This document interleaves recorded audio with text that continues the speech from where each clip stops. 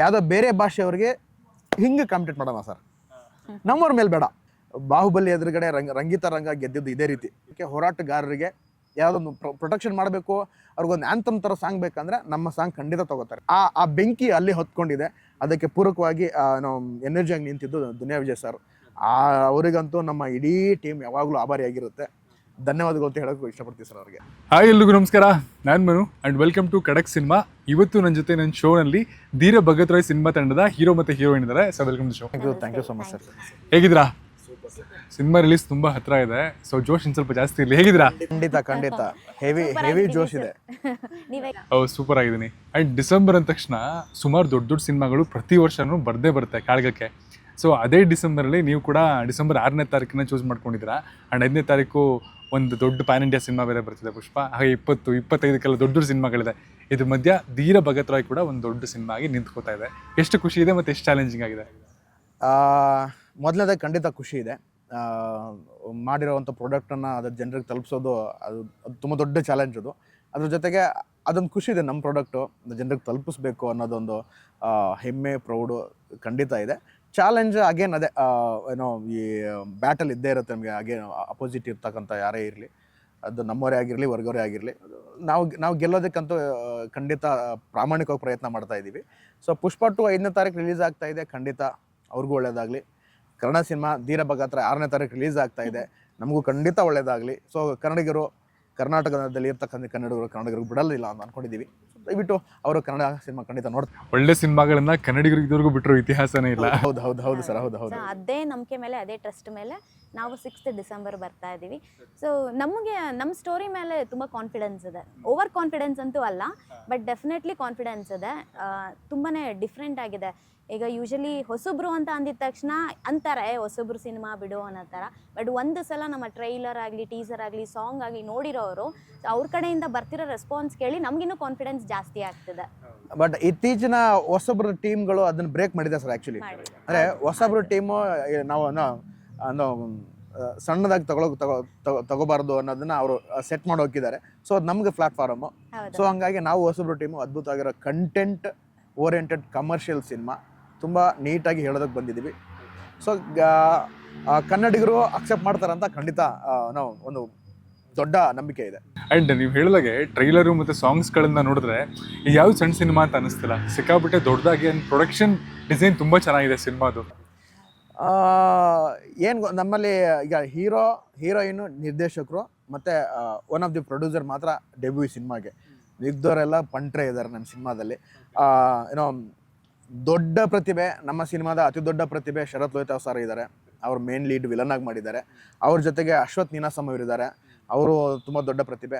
ಅದ್ರ ಜೊತೆ ಮಠ ಕೊಪ್ಪಳ ಅಂತ ಇದ್ದಾರೆ, ಅವರು ತುಂಬ ದೊಡ್ಡ ಪ್ರತಿಭೆ. ಇದ್ರ ಜೊತೆಗೆ ಟೆಕ್ನಿಷಿಯನ್ಸ್ ಅಂತ ಹೋಗ್ಬಿಟ್ರೆ ಕೆಂಪೇಗೌಡ, ಮಾಣಿಕ್ಯ, ಈ ಥರ ಮಾಡಿರ್ತಕ್ಕಂಥ ಎಡಿಟ್ರು NM ವಿಶ್ವ ಅಂತ ತುಂಬ ಅದ್ಭುತ ಎಡಿಟ್ರು ನಮ್ಮ ಸಿನಿಮಾಗೆ ಅವರು. ಸೊ ಅಂಥ ಒಂದು ಹ್ಯಾಂಡ್ ಇದೆ. ಅದ್ರ ಜೊತೆಗೆ ಸ್ಟಂಟ್ಸ್ ಅಂತ ಬಂದಾಗ ತಿಲ್ಲರ್ ಮಂಜು ಸರ್ ಬಗ್ಗೆ ಹೇಳಬೇಕಾಗಿಲ್ಲ. ಸೊ ಅವರು ಸಾವಿರಾರು ಸಿನಿಮಾಗಳಿಗೆ ಒಂದು ಅದ್ಭುತವಾದಂಥ ಸ್ಟಂಟ್ಸ್ ಕೊಟ್ಟಿದ್ದಾರೆ. ಅವರ ಸ್ಟಂಟ್ಸ್ ನಮ್ಮ ಸಿನಿಮಾದಲ್ಲಿದೆ. ಅದ್ರ ಜೊತೆಗೆ KGF ಫಸ್ಟು ಮತ್ತು ಕಾಂತಾರ ಮಾಡಿರ್ತಕ್ಕಂಥ ವಿಕ್ರಮ್ ಮೋರ್ ಸರ್ ಕೂಡ ಅವರು ನಮ್ಮ ಸಿನಿಮಾದಾಗೆ ಸ್ಟಂಟ್ ಮಾಡಿದ್ದಾರೆ. ಸೊ ಈ ಥರ ದೊಡ್ಡ ಮಟ್ಟದ ಟೆಕ್ನಿಷಿಯನ್ಸ್ ಬಳಗ, ಅಂದರೆ ನುರಿತ, ಟ್ರೈನ್ಡ್, ಎಕ್ಸ್ಪೀರಿಯನ್ಸ್ಡ್, ಇಂಡಸ್ಟ್ರಿಗೆ ಹೆಸರು ಮಾಡಿರ್ತಕ್ಕಂಥ ಟೆಕ್ನಿಷಿಯನ್ಸ್ಗಳಿದ್ದಾರೆ ನಮ್ಮ ಸಿನಿಮಾಗೆ. ಆಮೇಲೆ ಸೌಂಡ್ ಡಿಸೈನಿಂಗ್ ಬಂದ್ಬಿಟ್ಟು ಪ್ರದೀಪ್ ಅಂತ ಕಾಟೇರ ಸಿನಿಮಾಗೆ ಮಾಡಿರೋರು ತುಂಬ ಅದ್ಭುತವಾಗಿ ಸೌಂಡ್ ಡಿಸೈನ್ ಮಾಡಿದ್ದಾರೆ. ಸೊ ಹಾಗಾಗಿ ನಾವು ಕೆಲವೊಬ್ಬರು ಡೆಬ್ಯೂ ಬಿಟ್ಟರೆ ಈ ಸಿನಿಮಾ ತುಂಬ ದೊಡ್ಡ ಜನರಿಂದ ದೊಡ್ಡ ಮಟ್ಟದಲ್ಲಿ ತಯಾರಾಗಿರ್ತಕ್ಕಂಥ ಸಿನಿಮಾ ನಮ್ಮ ಧೀರ ಭಗತ್ ರಾಯ್ ಸರ್. ಆ್ಯಂಡ್ ಇದು ನಿಮ್ಮಿಬ್ಬರ ಮೊದಲ ಒಂಥರ ಲೀಡ್ ಆ್ಯಕ್ಟರ್ಗಳಾಗಿ ಮಾಡಿರುವಂತಹ ಸಿನಿಮಾ. ಈ ಸಿನಿಮಾ ನಿಮ್ಗೆ ಅಪ್ರೋಚ್ ಆಗಿದ್ದ ರೀತಿ ಹೇಗೆ? ನನಗೆ ಡೈರೆಕ್ಟರ್ ಸರ್ ಬಿಫೋರಿಂದ ಫ್ರೆಂಡ್, ಅಂದರೆ ಮ್ಯೂಚುವಲ್ ಫ್ರೆಂಡ್ಸ್. ನಾನು ಬಿಫೋರು ಡಿಗ್ರಿ ಟೈಮಲ್ಲಿ, ಗ್ರ್ಯಾಜುಯೇಷನ್ ಟೈಮಲ್ಲಿ ಮೀಡಿಯಲ್ಲಿ ವರ್ಕ್ ಮಾಡ್ತಿದ್ದೆ ಆ್ಯಂಕರ್ ಆಗಿ. ಸೊ ಆ ಟೈಮಲ್ಲಿ ನನ್ನ ಮ್ಯೂಚುವಲ್ ಫ್ರೆಂಡ್ಸು ಸರ್ಗೂ ಫ್ರೆಂಡು, ಆಗಲಿಂದ ನನಗೆ ಪರಿಚಯ ಇದ್ದರು. ಸೊ ನಾನು ಆಲ್ಮೋಸ್ಟ್ ನಾನು ಡಿಗ್ರಿ ಕಂಪ್ಲೀಟ್ ಮಾಡಿ, ಪೋಸ್ಟ್ ಗ್ರ್ಯಾಜುಯೇಷನ್ ಕಂಪ್ಲೀಟ್ ಮಾಡಿ ಪ್ರೊಫೆಷನ್ನೇ ಚೇಂಜ್ ನಂದು. IT ವರ್ಕ್ ಮಾಡ್ತಿದ್ದೆ ನಾನು. ಸೊ ಅಲ್ಲಿದ್ದಾಗ ಸರ್ ನನ್ನ ಮತ್ತೆ ಕಾಂಟ್ಯಾಕ್ಟ್ ಮಾಡಿ, ಸೊ ಈ ಥರ ಮೂವಿ ಮಾಡ್ತಾ ಇದ್ದೀವಿ, ಒಂದ್ಸಲ ಸ್ಟೋರಿ ಕೇಳಿ ಅಂತ. ನಾನು ಆವಾಗಲೂ ಅವ್ರಿಗೆ ಹೇಳಿದೆ, ಸರ್ ನಾನು ಆ್ಯಂಕರಿಂಗು ಬಿಟ್ಬಿಟ್ಟಿದ್ದೀನಿ, ಆಲ್ಮೋಸ್ಟ್ 3-4 ಇಯರ್ಸ್ ಆಗ್ತಿದೆ. ಸೊ ಕ್ಯಾಮ್ರಾ ಟಚ್ ಅಂತೂ ಆಲ್ಮೋಸ್ಟ್ ಹೋಗ್ಬಿಟ್ಟಿದೆ.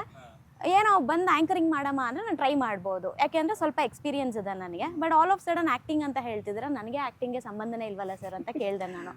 ಬಟ್ ನನಗೆ ಗೊತ್ತಿಲ್ಲ, ಅವ್ರಿಗೆ ಆಲ್ರೆಡಿ ಅದೊಂದು ಇಮ್ಯಾಜಿನೇಷನ್ ಇತ್ತು. ಅಂದರೆ ಸಾವಿತ್ರಿ ಅನ್ನೋ ಕ್ಯಾರೆಕ್ಟರ್ನ ನಾನು ಪ್ಲೇ ಮಾಡಿರೋದು. ಸೊ ಇಲ್ಲ, ನನಗೆ ಅದು ತುಂಬ ಆಪ್ಟ್ ಅಂತ ಅನ್ನಿಸ್ತಿದೆ, ಒಂದ್ಸಲ ಲುಕ್ ಟೆಸ್ಟಿಗೆ ಬನ್ನಿ ಅಂತ ಕರೆದ್ರು. ಸೊ ಲುಕ್ ಟೆಸ್ಟ್ಗೆ ಅಂತ ಹೋದಾಗ ಸ್ಟೋರಿ ಕೇಳಿಸ್ಕೊಂಡೆ ನಾನು, ತುಂಬ ಇಷ್ಟ ಆಯಿತು ನನಗೆ, ತುಂಬ ಕನೆಕ್ಟಿಂಗ್ ಆಗಿತ್ತು ನನಗೆ. ಅದಾದಮೇಲೆ ಲುಕ್ ಟೆಸ್ಟ್ ಆದಮೇಲೆ ಅವರು ಡಿಸೈಡ್ ಆಗೋದ್ರು, ಇಲ್ಲ ಸಾವಿತ್ರಿಗೆ ನಾನು ಏನಂತ ಅಂದ್ಕೊಂಡಿದ್ದೆ ಆ ಇಮ್ಯಾಜಿನೇಷನ್ ಕರೆಕ್ಟಾಗಿ ಮ್ಯಾಚ್ ಆಗ್ತಿದೆ ನನಗೆ, ಸೊ ನೀವು ಟೇಕ್ ಅ ಕಾಲ್, ಮನೇಲಿ ಮಾತಾಡಿ ಒಂದ್ಸಲ ಅಂತ. ಈಗ ನಂಗೆ ನೆಕ್ಸ್ಟ್ ಮನೇಲಿ ಕನ್ವಿನ್ಸ್ ಮಾಡೋದಿರೋದು, ಆಲ್ ಆಫ್ ಸಡನ್ ಪ್ರೊಫೆಷನ್ ಮತ್ತೆ ಚೇಂಜ್ ಮಾಡ್ತೀನಿ ಅಂದಾಗ ಕಷ್ಟ ಆಗುತ್ತೆ ಅಂತ ಹೇಳಿ. ಬಟ್ ಪೇರೆಂಟ್ಸು ಅಷ್ಟೇ, ಸರ್ ಬಂದು ಮಾತಾಡಿದ್ರು, ಸ್ಟೋರಿ ಕೇಳ್ತಿದ್ದಂಗೆ ಅಪ್ಪ ಫುಲ್ ಇಷ್ಟಪಟ್ಬಿಟ್ರು. ಆಮೇಲೆ ಅವ್ರು ನನಗಂದ್ರು, ಇಲ್ಲ ಆಪರ್ಚುನಿಟಿ ಒಂದ್ಸಲ ಬರುತ್ತೆ, ಸೊ ಆಲ್ರೆಡಿ ನೀನು ವರ್ಕ್ ಮಾಡ್ತಿದ್ಯಾ, ನೀನು ಯಾವಾಗ ಬೇಕಾದರೂ ಅದ್ರಲ್ಲಿ ಕಂಟಿನ್ಯೂ ಮಾಡ್ಬೋದು, ಬಟ್ ಈ ಥರ ಆಪರ್ಚುನಿಟಿ ಬಂದಾಗ ನೀನು ಟ್ರೈನ್ ಆಗು ಸ್ವಲ್ಪ ಅಂತ ಹೇಳಿ, ಪ್ರಿಪೇರ್ ಆಗು, ಓಕೆ ಅಂತ ಹೇಳು ಅಂತ ಮನೇಲೂ ಅವ್ರು ನನಗೆ ತುಂಬ ಸಪೋರ್ಟಿವ್ ಆಗಿ ನಿಂತ್ಕೊಂಡ್ರು. ಸೊ ಅದಾದಮೇಲೆ ಆಲ್ ಆಫ್ ಸಡನ್ ನಾನು ಜಾಬ್ ಕ್ವಿಟ್ ಮಾಡೋಕ್ಕೂ ಆಗಲ್ಲ, ಸೊ ವರ್ಕ್ ಮಾಡಬೇಕು, ಸೊ ಎರಡೂ ಮ್ಯಾನೇಜ್ ಮಾಡಿಕೊಂಡು ಕಂಪ್ಲೀಟ್ ಟೀಮ್ ನನಗೆ ತುಂಬ ಸಪೋರ್ಟ್ ಮಾಡಿದ್ರು. ಎಲ್ಲೂ ನನಗೆ ನನ್ನ ಪರ್ಸ್ನಲ್ ವರ್ಕ್ ಡಿಸ್ಟರ್ಬ್ ಆಗ್ದಲೇ ಇರೋ ಥರ ನೋಡಿಕೊಂಡ್ರು. ಸೊ ನಮ್ಮದು ಫಸ್ಟು ಕರೋನಾ ಟೈಮಲ್ಲಿ ಶೂಟ್ ಸ್ಟಾರ್ಟ್ ಆಗಿದ್ದು, ಆ ಟೈಮಲ್ಲಿ ಸ್ವಲ್ಪ ನನಗೆ ಮ್ಯಾನೇಜ್ ಸೆಕೆಂಡ್ ವೇವ್. ಸೊ ಆ ಟೈಮಲ್ಲಿ ಅಲ್ಲೂ ಒಂದು ಸ್ವಲ್ಪ ಪ್ರಾಬ್ಲಮ್ ಆಯಿತು, ಅದನ್ನು ಕ್ವಿಟ್ ಮಾಡಿ ಇಮಿಡಿಯೇಟಾಗಿ ಇನ್ನೊಂದು ಕಡೆನೂ ಜಾಯ್ನ್ ಆಗಿದ್ದೆ ನಾನು. ಬಟ್ ಸರ್, ನಮ್ಮ ಪ್ರೊಡ್ಯೂಸರ್ ಆಗಿರಲಿ, ಡೈರೆಕ್ಟರ್ ಆಗಿರಲಿ, ಎಲ್ಲರೂ ಅಷ್ಟೇ ಬಿಫೋರೇ ನನಗೆ ಇನ್ಫಾರ್ಮ್ ಮಾಡೋರು, ಈ ಥರ ಶೆಡ್ಯೂಲ್ಸ್ ಇರುತ್ತೆ, ಈ ಟೈಮಲ್ಲಿ ಫ್ರೀ ಮಾಡ್ಕೊಳ್ಳಿ ಅಂತ. ಸೊ ಮ್ಯಾನೇಜ್ ಮಾಡಿಕೊಂಡು ವರ್ಕ್ ಮಾಡಿಕೊಂಡು ಜೊತೆಲಿ ಮೂವಿನೂ ಕಂಪ್ಲೀಟ್ ಮಾಡಿ. ಕ್ರೆಡಿಟ್ ಸ್ಯಾಲ್ರಿ ತೊಗೊಂಡ ಸ್ಯಾಲ್ರಿ ಅನ್ನೋದಕ್ಕಿಂತ ಸೊ ಅದೊಂಥರ ವರ್ಕ್ ಕಮಿಟ್ಮೆಂಟ್ ಅಲ್ವಾ, ಆಲ್ ಆಫ್ ಸಡನ್ ಕ್ವಿಟ್ ಮಾಡೋದಕ್ಕೂ ಆಗೋದಿಲ್ಲ. ಸೊ ಹಾಗಾಗಿ ಎರಡೂ ಹ್ಯಾಂಡಲ್ ಮಾಡಿದ್ದೀನಿ. ನನಗೆ ತುಂಬ ಖುಷಿ ಇರೋದು ಫಸ್ಟ್ ಮೂವಿನಲ್ಲೇ ಈ ಥರ ಒಳ್ಳೆ ಟೀಮ್ ಸಿಕ್ಕಿರೋದು, ಜೊತೆಗೆ ಒಂದೊಳ್ಳೆ ಕ್ಯಾರೆಕ್ಟರ್ ಸಿಕ್ಕಿರೋದು. ನಾನು ಸಾವಿತ್ರಿ ಬಗ್ಗೆ ಹೇಳೋದಕ್ಕೆ ಸ್ಟಾರ್ಟ್ ಮಾಡಿದಾಗಲೇ ನನಗೆ ತುಂಬ ಖುಷಿ ಆಯಿತು. ಎಲ್ಲಿ ನನಗೆ ಜಸ್ಟಿಸ್ ಕೊಡೋಕ್ಕಾಗಲ್ಲ ಅಂತ ಒಂದು ಕಡೆ ಭಯ ಇತ್ತು, ಯಾಕೆಂದರೆ ಸರ್ ಜೊತೆ ಆ್ಯಕ್ಟ್ ಮಾಡಬೇಕು. ರಾಕೇಶ್ ಅವ್ರ ಬಗ್ಗೆ ಆಲ್ರೆಡಿ ಕೇಳಿಸ್ಕೊಂಡಿದ್ದೆ, ರಂಗಭೂಮಿನಲ್ಲಿ ಅಲ್ಲಿಂದ ಬಂದಿರೋದು ಅವರು. ಆಮೇಲೆ ಅವರು ಒಂದು ನಾಟಕ ನೋಡಿದ್ರಂತೆ, ನಮ್ಮ ಸರ್ರೆಲ್ಲ ಶೋ ನೋಡಿದ್ರಂತೆ. ಅವರು ಇವ್ರ ಬಗ್ಗೆ ಬಂದು ನನ್ನ ಹತ್ರ ಎಕ್ಸ್ಪ್ಲೇನ್ ಮಾಡ್ತಿದ್ದು ನೋಡೇ ನನಗೆ ಫುಲ್ ಭಯ ಆಗೋಗಿತ್ತು, ಇವ್ರನ್ನ ಮೀಟ್ ಮಾಡೋವರೆಗೂ. ಅಯ್ಯೋ ನಾನು ಹೆಂಗೆ ಮ್ಯಾಚ್ ಮಾಡಲಿ ಅವ್ರಿಗೆ ಅಂತ ಹೇಳಿ. ಬಟ್ ಅವ್ರನ್ನ ಮೀಟ್ ಮಾಡಿದಾಗ ಅವ್ರಿಗೆ ನನ್ನ ಬಗ್ಗೆ ಅರ್ಥ ಆಯಿತು. ಬಟ್ ಪ್ರತಿಯೊಂದು ಸ್ಟೆಪ್ಪಲ್ಲೂ ತುಂಬ ಸಪೋರ್ಟ್ ಮಾಡಿದ್ದಾರೆ. ಸೊ ಪ್ರತಿ ಸಲನೂ ಅವ್ರಿಗೆ ಥ್ಯಾಂಕ್ಸ್ ಹೇಳ್ತಾ ಇರ್ತೀನಿ ನಾನು ಇವಾಗ ಏನು ಆ್ಯಕ್ಟ್ ಮಾಡಿದ್ದೀನಿ ಕಂಪ್ಲೀಟ್ ನಮ್ಮ ಟೀಮ್ ಅವರೆಲ್ಲ ಸಪೋರ್ಟ್ ಮಾಡಿ ನನ್ನ ಕೈಯಲ್ಲಿ ಆ್ಯಕ್ಟಿಂಗ್ ಆಚೆ ತರಿಸಿದ್ದಾರೆ. ಸೊ ಸ್ಕ್ರೀನಲ್ಲಿ ನೋಡಿದಾಗ ನನಗೂ ಖುಷಿ ಆಯಿತು, ಓಕೆ ನಾನು ಆ ಎಫರ್ಟು ಹಾಕಿದ್ದಕ್ಕೆ ಓಕೆ ನನಗೊಂದು ಸ್ವಲ್ಪ ಸ್ಯಾಟಿಸ್ಫ್ಯಾಕ್ಷನ್ ಆಗ್ತಿದೆ, ಚೆನ್ನಾಗಿ ಬಂದಿದೆ ಅಂತ ಹೇಳಿ. ಸೊ ಹೀಗೆ ಎಲ್ಲ ಜರ್ನಿ ಸ್ಟಾರ್ಟ್ ಆಗಿದ್ದು ನಾನು. ಆ್ಯಂಡ್ ಸಿನಿಮಾ ಟ್ರೈಲರ್ ನೋಡ್ತಿದ್ರೆ ಇದರಲ್ಲಿ ಸ್ವಲ್ಪ ಭೂ ಮಾಫಿಯಾ ಬಗ್ಗೆ ಮತ್ತು ಜಾತಿ ಸಮಾನತೆ ಹಾಗೆ ಕಾನ್ಸ್ಟಿಟ್ಯೂಷನ್ ಬಗ್ಗೆ ಎಲ್ಲ ಮಾತಾಡ್ತಾರೆ. ಇದು ತುಂಬ ಸೆನ್ಸಿಟಿವ್ ಇಶ್ಯೂ, ಅದ್ರ ಮೇಲೆ ಸಿನಿಮಾ ಮಾಡಬೇಕು ಅಂದಾಗ ಸಿಕ್ಕಾಪಟ್ಟೆ ಜಾಗ್ರತೆ ವಹಿಸಲೇಬೇಕಾಗುತ್ತೆ. ಈಗ ಅಂದರೆ ನೀವು ಸ್ಕ್ರಿಪ್ಟ್ ಟು ಸ್ಕ್ರೀನ್ ಟ್ರಾನ್ಸಿಷನ್ ಅಂತ ಏನು ಹೇಳ್ತೀವಿ, ಸಿನಿಮಾ ಕತೆ ಕೇಳಿದ್ದಕ್ಕೂ ಸಿನಿಮಾ ತಯಾರಾದ್ಮೇಲೂ ನಿಮಗೆ ಹಾಗೆ ಬಂದಿದೆ ಅಂತ ಅನಿಸ್ತಿದ್ಯಾ? ಇಲ್ಲ, ಒಂದು ಹಾಗೆ ಬಂದಿದೆ ಅನ್ನೋದಕ್ಕಿಂತ ಇನ್ನೊಂದಷ್ಟು ಆ್ಯಡ್ ಆಗಿದೆ ಆ್ಯಕ್ಚುಲಿ. ಅದೇನೋ ಆಡ್ತಾ ರಾಗ ಉಗುಳ್ತಾ ರೋಗ ಅಂತ ಒಂದು ಗಾದೆ ಮಾತಿದೆ. ಅದು ನಾವು ಮಾಡ್ತಾ ಅದು ನಮ್ಗೆ ಇನ್ನೊಂದೇನೋ ಒಳ್ಳೆ ಗ್ರಿಪ್ ಸಿಗ್ತಾ ಹೋಯಿತು ಸಿನಿಮಾದಲ್ಲಿ. ಫಸ್ಟ್ ಈ ಥರದೊಂದು ಕಂಟೆಂಟು ಅಥವಾ ನೀವು ಹೇಳ್ದಂಗೆ ಒಂದು ಅಸಮಾನತೆ ಆ ಥರದ್ದೆಲ್ಲ ಬಂತು ಅಂದಾಗ ಅದು ಎಲ್ಲದರಲ್ಲೂ ಇದೆ. ಅದು ಒಂದು ಜಾತಿಗಂತ ಸೀಮಿತ ಆಗಿಲ್ಲ. ಈಗ ಬಡವರು ಎಲ್ಲ ಜಾತಿಯಲ್ಲೂ ಇದ್ದಾರೆ, ಶ್ರೀಮಂತರು ಎಲ್ಲ ಜಾತಿಯಲ್ಲೂ ಇದ್ದಾರೆ, ಎಲ್ಲ ಧರ್ಮದಲ್ಲೂ ಇದ್ದಾರೆ. ಸೊ ನಿಮಗೆ ಎಲ್ಲಿ ಸಹಾಯಕರು ಇರ್ತಾರೆ ಅನ್ನೋದು ನಾವು ಫೈಂಡ್ ಔಟ್ ಮಾಡಬೇಕಾಗತ್ತೆ. ಸೊ ಆ ಥರದ ಒಂದು ಕಂಟೆಂಟ್ ಸಿನಿಮಾ ಇದು. ಈಗ ರೈತರು ಅಂತ ಬಂದಾಗ ಬರೀ ಒಂದು ಜಾತಿ ಸೀಮಿತದಲ್ಲಿ ರೈತರು ಇರೋದಿಲ್ಲ, ದೊಡ್ಡ ಏನೋ ಜಾತಿಯಲ್ಲೂ ಕೂಡ ದೊಡ್ಡ ರೈತರಿದ್ದಾರೆ. ಸೊ ನಮ್ಮ ಸಿನಿಮಾ ಹಾಗೆ ಎಲ್ಲರಿಗೂ ಸಲ್ಲುವಂಥದ್ದು, ಎಲ್ಲ ಕಾಲಕ್ಕೂ ಸಲ್ಲುವಂಥದ್ದು. ನಾನು ಇದನ್ನು ಹೇಳಬೇಕೆಲ್ಲ ಗೊತ್ತೇ, ಬಟ್ ಹೇಳ್ತೀನಿ. ಕಾನ್ಸ್ಟಿಟ್ಯೂಷನ್ನ ಮತ್ತು ಈ ಥರ ಜಾತಿ ಅಸಮಾನತೆ ಯಾವಾಗ ದಬ್ಬಾಳಿಕೆ ಎಲ್ಲಿ ತನಕ ಇರುತ್ತೋ ನಮ್ಮ ಸಿನಿಮಾ ಅಲ್ಲಿ ತನಕ ಪ್ರಸ್ತುತ ಸರ್, ಅಲ್ಲಿವರೆಗೂ ವಾಸ್ತವದಲ್ಲಿರ್ತಕ್ಕಂಥ ಸಿನಿಮಾ. ಹಾಗಾಗಿ ನಮ್ಮ ಸಿನಿಮಾ ಯಾವಾಗಲೂ ಅದನ್ನು ಎಚ್ಚರಿಕೆ ಮಾಡ್ತಾ ಹೋಗುತ್ತೆ ಸಿನಿಮಾ. ಸೊ ಆ ಥರದ ಸಿನಿಮಾ ಮಾಡೋದಕ್ಕೆ ಹೊರಟಾಗ ಒಂದಷ್ಟು ಕಾಂಪ್ರಮೈಸ್ ಅನ್ನೋದಕ್ಕಿಂತ ನಾವೆಲ್ಲೂ ಕಾಂಪ್ರಮೈಸ್ ಆಗಿಲ್ಲ, ಸ್ಕ್ರಿಪ್ಟಲ್ಲಿ ಎಲ್ಲೂ ಕಾಂಪ್ರಮೈಸ್ ಆಗಿಲ್ಲ. ಬಟ್ ಅದಕ್ಕೆ ಪೂರಕವಾಗಿ ಇನ್ನೂ ಏನು ಮಾಡೋಕ್ಕೆ ಸಾಧ್ಯತೆ ಇದೆ ಅಂತ ಹುಡುಕಿ ಕೆದಕಿ ನಮ್ಮ ಡೈರೆಕ್ಟ್ರು ಅವರು ತುಂಬ ದೊಡ್ಡ ಮಟ್ಟದ ರಿಸರ್ಚ್ ಮಾಡಿಬಿಟ್ಟು ನಮ್ಮ ಕೈಲಿ ಅದನ್ನು ಹೇಳಿಸಿದ್ದಾರೆ. ಸೊ ಅವ್ರಿಗಂತೂ ಕ್ರೆಡಿಟ್ 100% ಹೋಗಬೇಕು. ಸೊ ಆ ನಿಟ್ಟಿನಲ್ಲಿ ಧೀರ ಭಗತ್ರೆ ಕಟ್ಟಿರ್ತಕ್ಕಂಥ ಸಿನಿಮಾ ರಿಲೀಸ್ ರೆಡಿ ಇದೀವಿ ಸರ್. ಆ್ಯಂಡ್ ಈ ಸಿನಿಮಾದಲ್ಲಿ ಸುಮಾರಷ್ಟು ಘಟನೆಗಳಿರುತ್ತೆ, ಯಾವುದಾದ್ರೂ ಒಂದು ಘಟನೆ ಅಥವಾ ಸುಮಾರಷ್ಟು ಘಟನೆಗಳು ನಿಮ್ಮ ರಿಯಲ್ ಲೈಫ್ ಕನೆಕ್ಟ್ ಆಗಿದೆಯಾ? ನನಗಾಗಿದೆ ಸರ್. ಒಂದು ಸಾಂಗ್ ಬರುತ್ತೆ, ಒಂದು ಸಿನಿಮಾದಲ್ಲಿ ಡೆತ್ ಆಗುತ್ತೆ, ಒಂದು ಸಾಂಗ್ ಬರುತ್ತೆ, ನಾವಲ್ಲಿ ಆ್ಯಕ್ಟ್ ಮಾಡಬೇಕು. ನನಗೆ ಅದರ ಹತ್ತಿರದಲ್ಲಿ ನನ್ನ ದೊಡ್ಡಪ್ಪ ತೀರ್ಕೊಂಡಿದ್ರು ಆ್ಯಕ್ಚುಲಿ.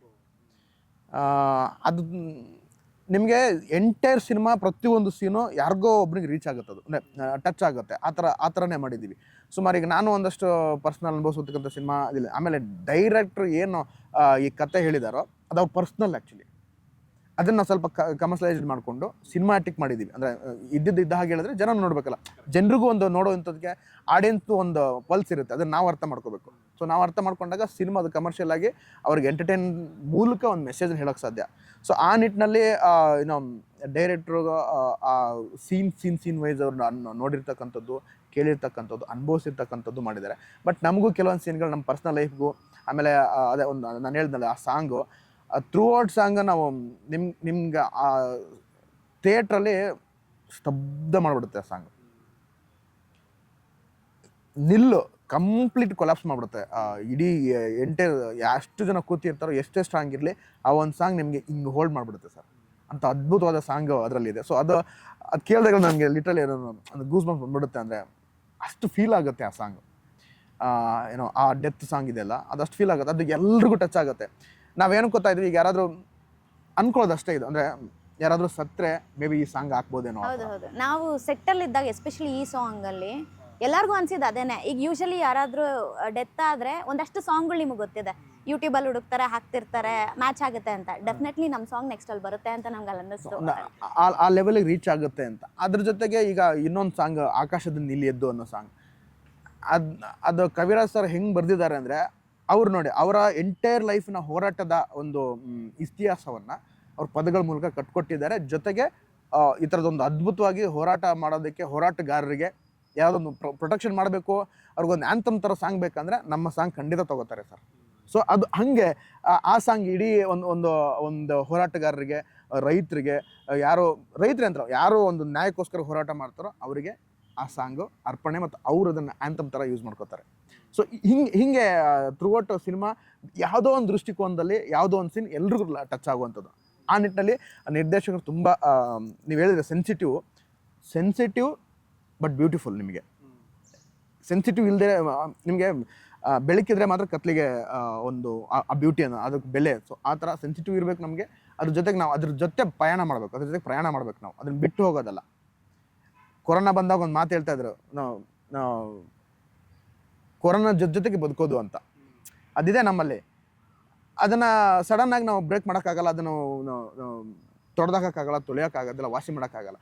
ಅದ್ರ ಜೊತೆಗೆ ಬದುಕಬೇಕು ನಾವು. ಯಾಕೆ ಬದುಕಬೇಕಂದ್ರೆ ಅದ್ರ ಜೊತೆ ಬದುಕ್ತಾ ಅದನ್ನು ನಾವು ಕಟ್ ಮಾಡ್ತಾ ಹೋಗ್ಬೇಕು. ಸೊ ಆ ಥರ ಆ ಸೆನ್ಸಿಟಿವ್ ಅನ್ನೋದನ್ನು ನಾವು ನಮ್ಮ ಬದುಕಿನುದ್ದಕ್ಕೂ ನಾವು ಅಳವಡಿಸ್ಕೊಂಡು ಸಿನಿಮಾಟಿಕ್ ಆಗಿ ಮಾಡಿದಾಗ ಮಾತ್ರ ಒಂದೊಳ್ಳೆ ಅದ್ಭುತವಾಗಿರೋ ಧೀರಭಗತ್ರ ಅಂತ ಸಿನಿಮಾ ಬರುತ್ತೆ ಸರ್. ಆ್ಯಂಡ್ ಈ ಸಿನಿಮಾಗೆ ದೊಡ್ಡ ಸ್ಟಾರ್ಗಳ ಸಪೋರ್ಟ್ ಕೂಡ ಸಿಗ್ತಾ ಇದೆ. ದುನಿಯಾ ವಿಜಯ್ ಸರ್ ಆಗಿರ್ಬೋದು, ಡಾಲಿ ಧನಂಜಯ್ ಅವರಾಗಿರ್ಬೋದು, ಸತೀಶ್ ಶ್ರೀನಿವಾಸಂ ಅವರಾಗಿರ್ಬೋದು.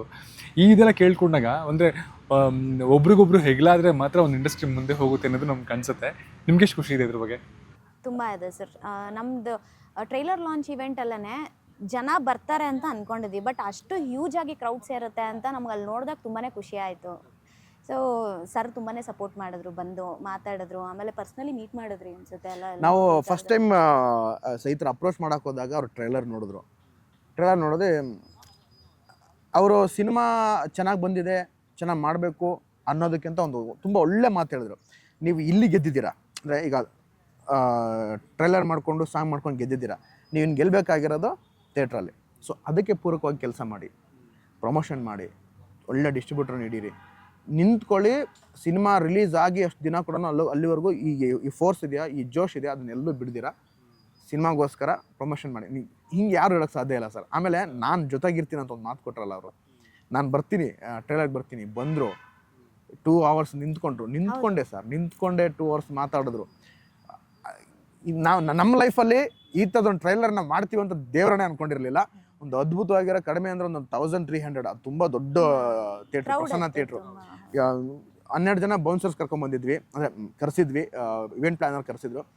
ಅವರು ಏನೋ ಕ್ರೌಡ್ ಕಂಟ್ರೋಲ್ ಮಾಡೋಕ್ಕೆ ಆಗಿಲ್ಲ ಅವ್ರಿಗೆ, ಅಷ್ಟು ಕ್ರೌಡು. ಅದೊಂಥರ ತುಂಬ ದೊಡ್ಡ ಮಟ್ಟದ ಸೆಲೆಬ್ರೇಷನ್ ಸರ್ ಅವತ್ತಾಗಿದ್ದು. ಆ ಬೆಂಕಿ ಅಲ್ಲಿ ಹೊತ್ಕೊಂಡಿದೆ. ಅದಕ್ಕೆ ಪೂರಕವಾಗಿ ನಾವು ಎನರ್ಜಿಯಾಗಿ ನಿಂತಿದ್ದು ದುನಿಯಾ ವಿಜಯ್ ಸರ್. ಅವರಿಗಂತೂ ನಮ್ಮ ಇಡೀ ಟೀಮ್ ಯಾವಾಗಲೂ ಆಭಾರಿಯಾಗಿರುತ್ತೆ.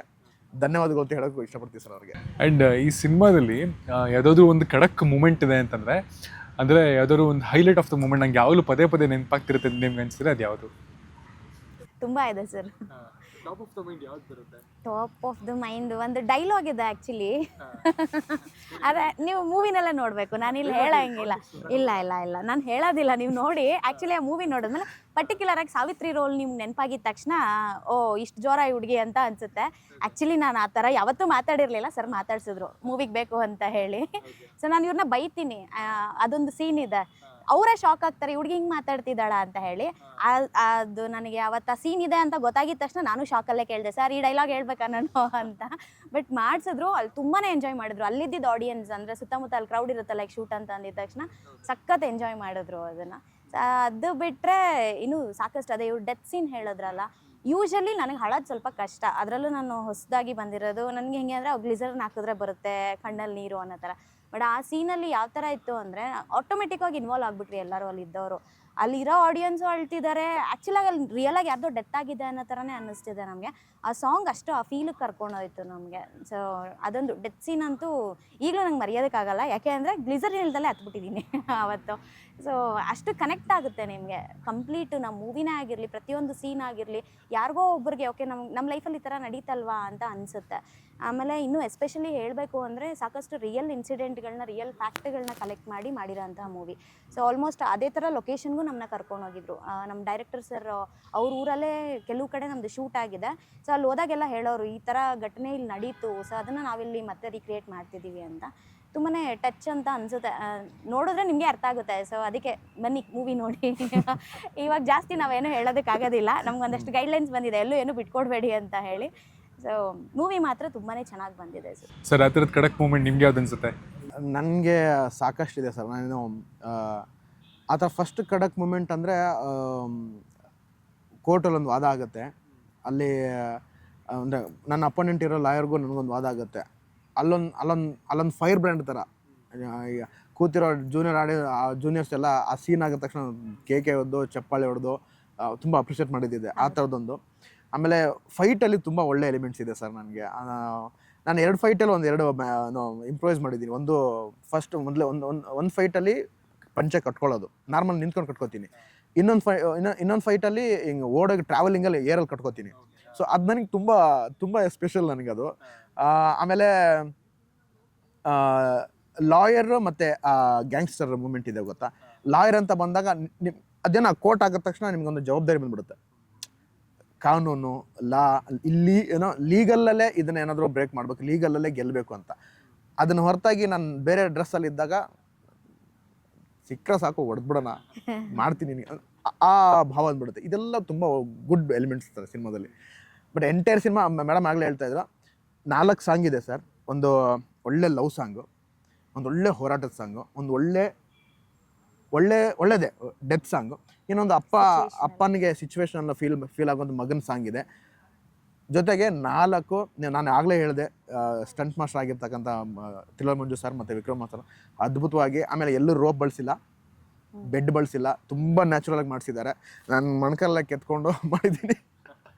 ಸೊ ಅದೆಲ್ಲ ನಿಮಗೆ ಎಲ್ಲೂ ಬೋರ್ ಆಗದಿರೋ ಮಾಡಿರ್ತಕ್ಕಂಥ ಸಿನಿಮಾಗಳು. ಸೊ ಹಾಗಾಗಿ ಎಂಟೈರ್ ಸಿನಿಮಾ ನಮ್ಮದು ಒಳ್ಳೆ ಹಿಂಗೆ ಕೊಡ್ತೀವಿ ಸರ್. ಹಂಗೆ ಅವರು ಹಿಂಗೆ ಬಾಚ್ಕೊಳ್ಳೋ ಥರ ಖಂಡಿತ ಇದೆ ನಮ್ಮ ಸಿನಿಮಾ. ಡಿಸೆಂಬರ್ 6ನೇ ತಾರೀಕು ಎಲ್ಲರೂ ಅಪ್ರಿಷಿಯೇಟ್ ಮಾಡ್ತಾರೆ ಅಂತ ಖಂಡಿತ ನಂಬಿದೆ ಇಡೀ ಟೀಮ್. ಆ್ಯಂಡ್ ಡಿಸೆಂಬರ್ 6 ಅಂತ ಒಂದು ಘೋಷಣೆ ಮಾಡಬೇಕಾದ್ರೆ ಅಫ್ಕೋರ್ಸ್ ಅಂದರೆ ಸೆಕೆಂಡ್ ವೇವ್ ಕೊರೋನಾಯಿಂದ ಇಲ್ಲಿವರೆಗೂ it's A long journey. So but ಒಂದು ಡೇಟ್ ಅಂತ ರಿಲೀಸ್ ಮಾಡಬೇಕು ಅಂತ ಬಂದಾಗ ಅದೊಂಥರ ಎಕ್ಸಾಮ್ ಬರ್ದಂಗೆ ಆ ದಿನ.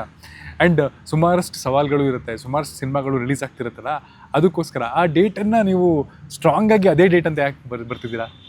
ಇಲ್ಲ, ಒಂದು ಕಮರ್ಷಿಯಲ್ ಅಂತ ಯೋಚನೆ ಮಾಡಿದಾಗ ನಾವು ಸ್ಲಾಟ್ಗಳು ನೋಡ್ತಾ ಇದ್ವಿ, ಇಲ್ಲಿ ಈ ಸಿನಿಮಾ ಬರ್ತಾ ಇದೆ, ಇಲ್ಲಿ ಸಿನಿಮಾ ಬರ್ತಾ ಇದೆ. ಬಟ್ ನಾವು ಒಂದು ಅಂದ್ಕೊಂಡಿದ್ದೇನು ಗೊತ್ತಾ, ನಾವು ನಮ್ಮವ್ರು ಬಂದ ಸಮಯದಲ್ಲಿ ನಾವು ಅವ್ರಿಗೆ ಕಾಂಪೀಟ್ ಮಾಡೋದು ಬೇಡ, ನಮ್ಮವ್ರಿಗೆ ನಾವು ಚಾಲೆಂಜ್ ಮಾಡೋದು ಬೇಡ. ಪುಷ್ಪ ಬರ್ತಾ ಇದೆ ಅಲ್ವಾ, ಅವತ್ತು ಕನ್ನಡ ಸಿನಿಮಾ ಯಾವುದಿಲ್ಲ, ಯಾವುದೋ ಬೇರೆ ಭಾಷೆಯವ್ರಿಗೆ ಹಿಂಗೆ ಕಾಂಪೀಟ್ ಮಾಡೋಣ ಸರ್, ನಮ್ಮವ್ರ ಮೇಲೆ ಬೇಡ. ಆಮೇಲೆ ಅದನ್ನ ಇನ್ನೊಂದು ಥರ ಯೋಚನೆ ಮಾಡೋದಾದ್ರೆ, ಈಗ ನಾವು ಹೊಸಬ್ರಲ್ವಾ, ನಮ್ಮವ್ರು ಬಂದರೂ ಕೂಡ ಎಲ್ಲ ಅವ್ರದ್ದೇ ಸಿನಿಮಾ ನೋಡ್ಬಿಡ್ತಾರೆ ಅನ್ನೋದು ಕೂಡ ಆ ಭಯನೂ ಇತ್ತು ನಮಗೆ.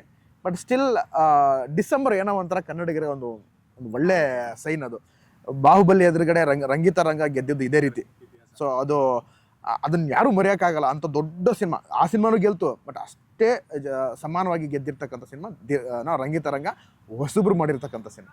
ಸೊ ಅದೊಂದು ಎಕ್ಸಾಂಪಲ್ ಭರವಸೆ ನಮಗಿದೆ. ಆಮೇಲೆ ಮೇಡಮ್ ಆಗಲೇ ಹೇಳಿದ್ರು, ಕಂಟೆಂಟ್ ಮೇಲೆ ನಮಗೆ ತುಂಬ ನಂಬಿಕೆ ಇದೆ, ಆಮೇಲೆ ನಾವು ಮಾಡಿರೋ ಪ್ರಾಡಕ್ಟ್ ಮೇಲೆ ತುಂಬ ನಂಬಿಕೆ ಇದೆ. ಹಾಗಾಗಿ ಜನ ಅಕ್ಸೆಪ್ಟ್ ಮಾಡ್ತಾರೆ, ನೋಡ್ತಾರೆ, ಇಷ್ಟಪಡ್ತಾರೆ ಅಂತ ನಂಬಿದೀವಿ ಸರ್. ಫೈನಲಿ ಡಿಸೆಂಬರ್ 6ನೇ ತಾರೀಕು ಸಿನಿಮಾ ರಿಲೀಸ್ ಆಗ್ತದೆ. ಕೊನೆಯದಾಗಿ ನಮ್ಮ ಆಡಿಯನ್ಸ್ಗೆ ಏನಾದ್ರು ಹೇಳೋದಾದ್ರೆ ಈ ಸಿನಿಮಾ ಏನಕ್ಕೆ ನೋಡಬೇಕು ಅಂತ particularly it is your time.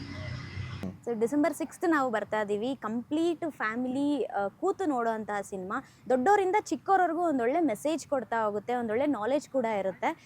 Miss ಮಾಡ್ದಲೇ ನಮ್ಮಂಥ ಹೊಸ ಪ್ರತಿಭೆಗಳಿಗೆ ನೀವು ಸಪೋರ್ಟ್ ಮಾಡೋದಕ್ಕೆ ಡಿಸೆಂಬರ್ 6th ಎಂಟೈರ್ ಫ್ಯಾಮಿಲಿ ಜೊತೆ ನಮ್ಮ ಮೂವಿನ ನೋಡೋದಕ್ಕೆ ಬನ್ನಿ. ಆಲ್ ಓವರ್ ಕರ್ನಾಟಕ ರಿಲೀಸ್ ಆಗ್ತದೆ. ಮತ್ತೊಮ್ಮೆ ಎಲ್ರಿಗೂ ನಮಸ್ಕಾರ. ಡಿಸೆಂಬರ್ 6ನೇ ತಾರೀಕು ಸಿನಿಮಾ ರಿಲೀಸ್ ಆಗ್ತಿರೋದ್ರಿಂದ ಏನಕ್ಕೆ ನಿಮಗೆ ಇನ್ವೈಟ್ ಮಾಡಬೇಕು ಅಥವಾ ಯಾವ ರೀತಿ ನಾವು ಇನ್ವೈಟ್ ಮಾಡಬೇಕು ಅಂದರೆ, ನಾವು ಇಷ್ಟು ದಿನ ಯಾರ್ಯಾರು ಏನೇನು ಕೆಲಸ ಮಾಡಿದ್ದೀವಿ ಅದ್ರ ಜೊತೆಗೆ ನೋಡಿ, ಹೀರೋಯಿನ್ ಅವ್ರಿಗೆ ಅಭಿನಯನೇ ಗೊತ್ತಿಲ್ಲ, ಅದರ ಏನೋ ಒಂದು ಸಣ್ಣ ಎಳೆ ಕೂಡ ಅವ್ರಿಗೆ ಗೊತ್ತಿಲ್ಲ, ಬಟ್ ತುಂಬ ಅದ್ಭುತವಾಗಿ ಸಿನಿಮಾ ಮಾಡಿದ್ದಾರೆ. ನಾನು ರಂಗಭೂಮಿ ಹಿನ್ನೆಲೆಯಿಂದ ಬಂದಿರತಕ್ಕಂಥವನು, ಸಾಕಷ್ಟು ನಾಟಕಗಳು, ಬೀದಿ ನಾಟಕಗಳು, ಒಂದಷ್ಟು ವರ್ಕ್ಶಾಪ್ಗಳು ಮಾಡಿ ಕರ್ನಾಟಕದಾದ್ಯಂತ ಒಂದು ಸುಮಾರು ಒಂದು ದೊಡ್ಡ ಮಟ್ಟದ ನಾಟಕಗಳು ಒಂದು 35-40 ನಾಟಕ ಮಾಡಿದ್ದೀನಿ. ನಾನು ಮಾಡಿರ್ತಕ್ಕಂಥ ಒಂದು 8-9 ನಾಟಕ 100+ ಪ್ರದರ್ಶನಗಳು ಕಂಡಿದೆ. ಸೊ ಈ ಥರದೊಂದು ನನ್ನ ಹಿನ್ನೆಲೆ. ನಿರ್ದೇಶಕರು ಕೂಡ ಹೊಸಬ್ರು, ಆಮೇಲೆ ಕಂಟೆಂಟ್ ನಿಮಗೆ ಎಲ್ಲೂ ನಾವು ಡಿಸಪಾಯಿಂಟ್ ಮಾಡಲ್ಲ. ನಾನು ಯಾವಾಗಲೂ ಪೋಸ್ಟ್ ಮಾಡ್ಬೇಕಾದ್ರೆ ಆಗ್ತಿರ್ತೀನಿ, ವಿ ವಿಲ್ ಡೋಂಟ್ ನಾವು ಡಿಸಪಾಯಿಂಟ್ ಮಾಡಲ್ಲ ನಿಮಗೆ. ಖಂಡಿತ ನಾವು ನಿಮಗೆ ಒಳ್ಳೆ ಎಂಟರ್ಟೈನ್ಮೆಂಟ್ ಮಾಡ್ತೀವಿ, ಜೊತೆಗೆ ಒಂದು ಒಳ್ಳೆ ಮೆಸೇಜ್ ಕೊಡ್ತೀವಿ. ಹಾಗಾಗಿ ನೀವು ಬನ್ನಿ. ನಿಮಗೆ ಲಾಸ್ ನೀವು ಕೊಡೋ ದುಡ್ಡಿಗೂ, ನೀವು ನಿಮ್ಮ ಸಮಯಕ್ಕೂ, ನಿಮ್ಮ ಮನಸ್ಸಿಗೂ ಘಾಸಿ ಆಗದಿರೋತಕ್ಕಂಥ ಒಳ್ಳೆ ಸಿನಿಮಾ ಮಾಡಿದ್ದೀವಿ. ದಯವಿಟ್ಟು ಡಿಸೆಂಬರ್ 6ನೇ ತಾರೀಕು ಬಂದು ನಮ್ಮ ಸಿನಿಮಾ ನೋಡಿ. ಕನ್ನಡಗಿರಿ ಸಿನಿಮಾ. ಮೊದಲು ಅಪ್ಪು ಸರ್ ಒಂದು ಹೇಳ್ತಾರೆ, ಏನೋ ಫಸ್ಟ್ ಡೇ ಫಸ್ಟ್ ಶೋ ನೋಡಿ, ಕನ್ನಡ ಸಿನಿಮಾ ನೋಡಿ, ಸ್ಟಾರ್ ವಾರ್ ಬೇಡ, ಎಲ್ಲರೂ ಸಿನಿಮಾ ನೋಡಿ, ಎಲ್ರಿಗೂ ಗೆಲ್ಲಿಸಿ. Thank you so much. The best. ತುಂಬ ಒಳ್ಳೇದಾಗಲಿ ಈ ಸಿನಿಮಾದಿಂದ. ಇನ್ನೊಂದಷ್ಟು ಒಳ್ಳೊಳ್ಳೆ ಪಾತ್ರಗಳು ನಿಮ್ಮನ್ನ ಹುಡ್ಕೊಂಬರಲಿ. KFI ನಲ್ಲಿ ಇದೇ ಥರ ನೆಲೆಯೂರಿ ಚೆನ್ನಾಗಿ ನಮ್ಮನ್ನು ಎಂಟರ್ಟೈನ್ ಮಾಡ್ತಾನೆ ಇರಿ. Thank you thank you so much sir. Thank you.